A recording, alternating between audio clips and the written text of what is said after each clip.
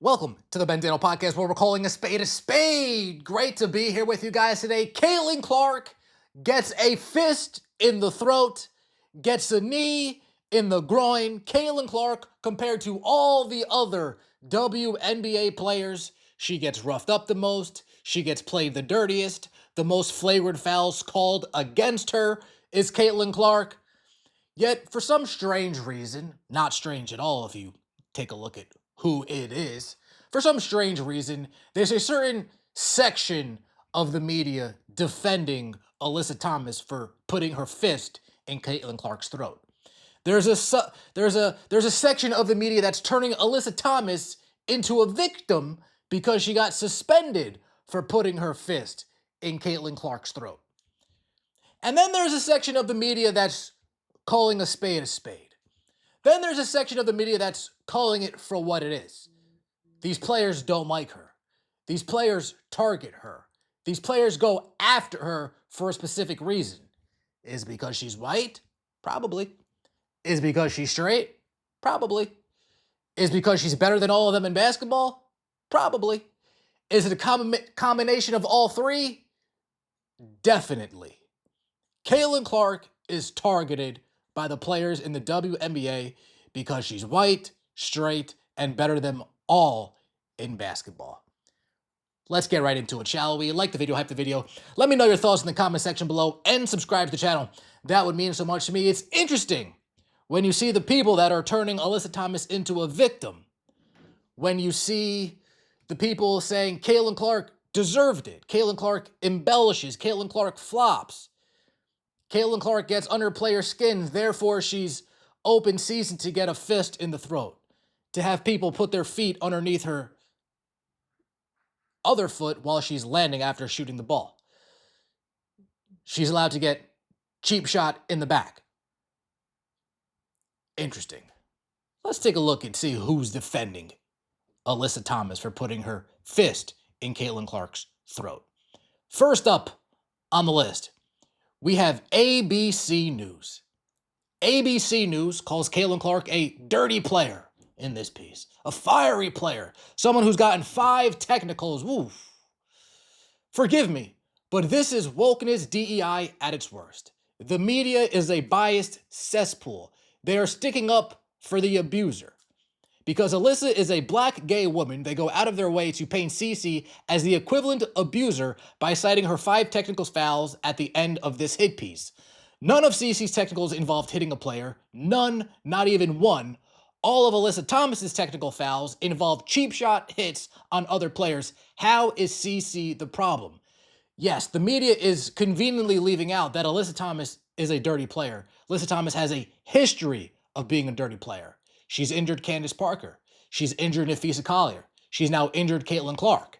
She threw an elbow at Angel Reese. Alyssa Thomas is a dirty player.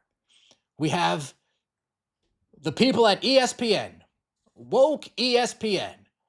We got a black gay here in Sydney Colson. We have a black activist here in Shanae Ogwumike. Oh, it wasn't a flagrant foul. Caitlin Clark embellishes, therefore she's allowed to get cheap shot. This person also goes on and says, well, we're really only retroactively calling it a flagrant because of the still shot. No, we're retroactively calling it a flagrant because if you take a look at the play, it was a clear flagrant foul. Then we have Whoopi Goldberg and the people at The View. This is a clip from 2 years ago. The View, Sonny Hostin and Whoopi Goldberg, who sits the Advocates Board for the Players Association, defend WNBA players targeting Caitlin Clark for physical attacks because she's, quote, white, pretty, and not a lesbian. Shocker. We have Emmanuel Acho, activist Emmanuel Acho. Somebody who stuck up for Carmelo Anthony, Emmanuel Acho, saying the WNBA would be better without Caitlin Clark because she is a bigger distraction than she is an additive. We have Rob Parker, BLM, Rob Parker.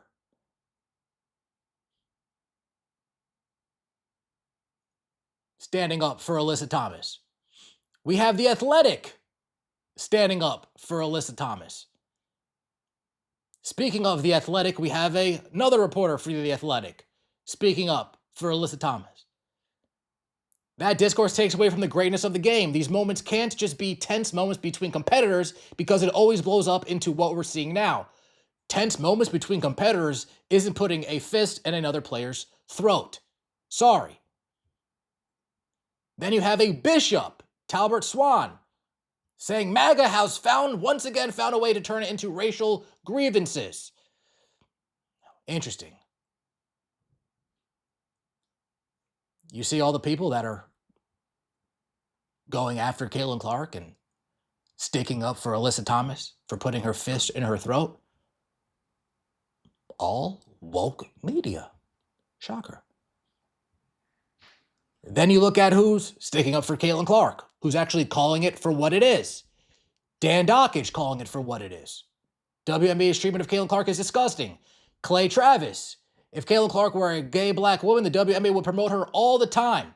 But she's straight and white, and that drives the league crazy. It's the truth. Now, people want to say that we're bringing race into it. No.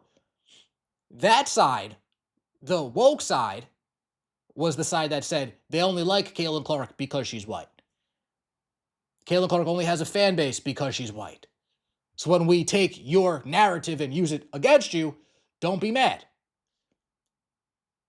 Clay Travis again. You have Tim Pool talking about the situation with Caitlin Clark. You have Jack Posobiec of TPUSA talking about the situation with Caitlin Clark. You have Benny Johnson, hyperbolic with the George Floyd comparison, but you guys get my point. You have John Root of Outkick.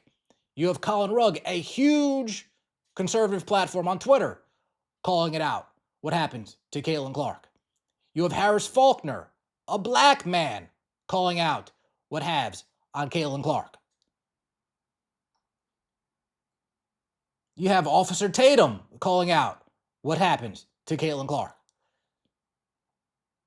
It's very interesting when you see the people in the media, because on Twitter, the fans, the fans on the left, on the right, they both rally behind Caitlin Clark. It doesn't matter. The fans on Twitter, the fans online, whether you're on the left, whether you're on the right, whether you're in the center, all three come together supporting Caitlin Clark, calling it for what it is. But those are only Caitlin Clark fans.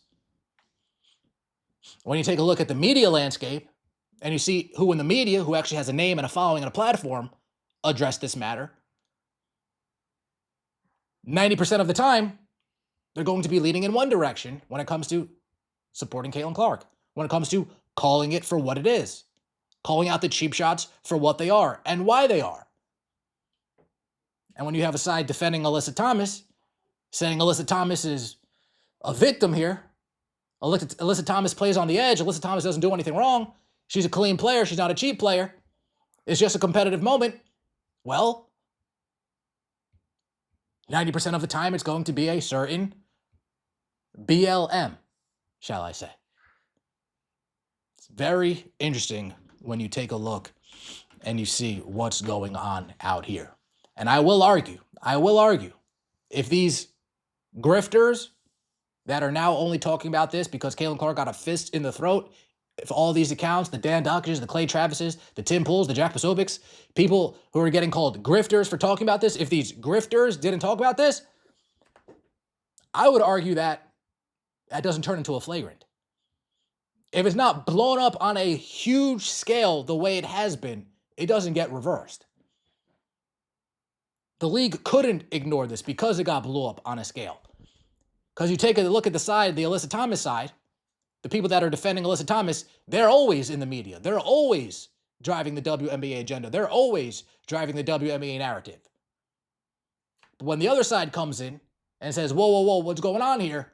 Well, then Kathy Engelbert has an issue on her hands, and she needs to address the physicality and the targeting that so many people see, Caitlin Clark fans and others.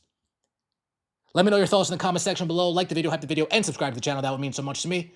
See you next time, and as always, take it easy.